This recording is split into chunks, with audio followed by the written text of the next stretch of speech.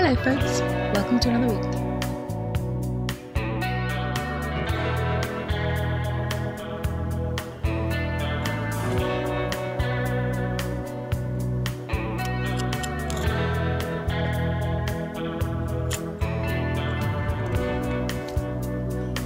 Naughty.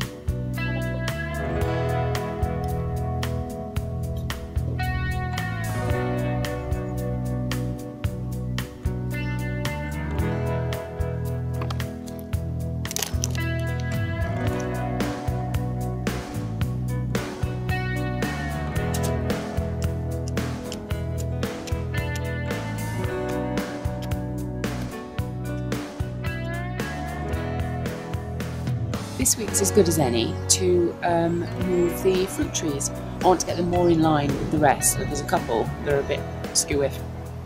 You can do this with fruit trees, you can do this at the moment with hedgerow and shrubs.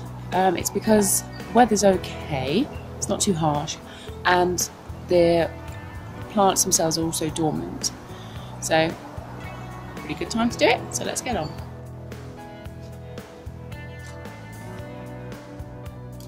Just thought I'd take this brilliant opportunity to show you the perfect example why I do no dig, which is basically building up the mulch layer on the top layer and letting the worms take it all down and everything, just like it would in a woodland.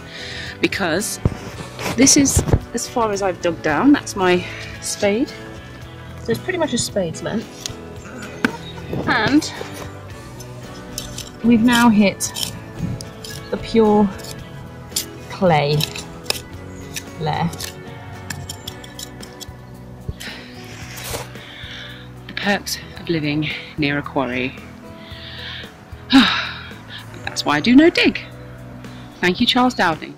So when you're transplanting your tree, always make sure that you put it back at sort of the level that it was growing at. And remember that you're going to, over the years, have a bit of mulch, so you're going to keep building that layer up.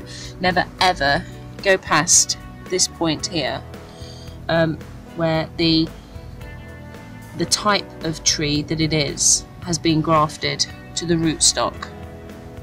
When you plant an apple seed from, say, a Braeburn, you won't necessarily get a Braeburn tree from that, because you know, there are over 1,000 odd varieties of apples that are grown, but like an F1 seed, they don't come true. So the only way, in order for you to truly get a Braeburn, if you want a Braeburn, say, is to take a piece of the tree, a nice young bit, chop that off, and then kind of connect it, amalgamate it to a rootstock. And there are all different kind of rootstocks, and these rootstocks are they determine how big the tree will get. So in the garden centre, the label on the tree will tell you how tall it should get, but basically they take the root of one plant, connect a bit of the fruit tree, whatever it needs to be, to another, and to the root, and that's how you get that, and that's what's called grafted. And that's why down here, I wonder if there's, here we are, you can definitely see it on the James Grieve. That's where they've connected the bit of James Grieve tree to the rootstock.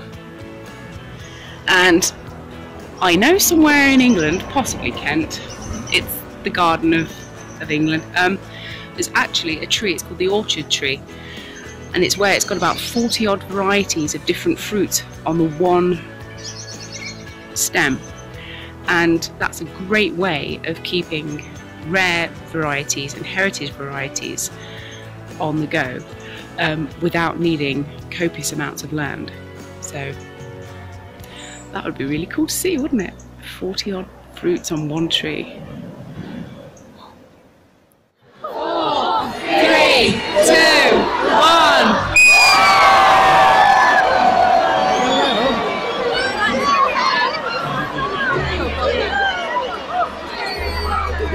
So I'm here at the Leicester Light Switch On, and it's a bit manic. So many people. We get there. Heading to the stage now.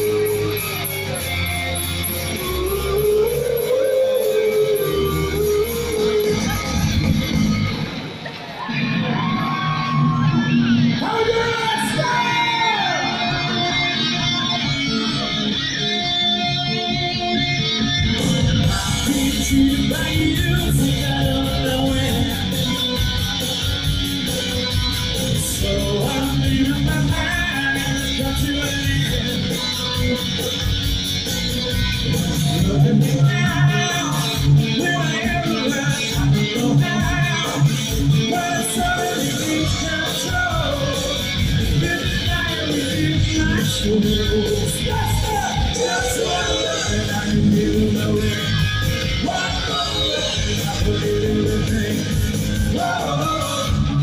mia, here I go again. My killer resist ya.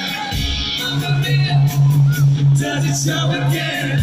My, just how much I miss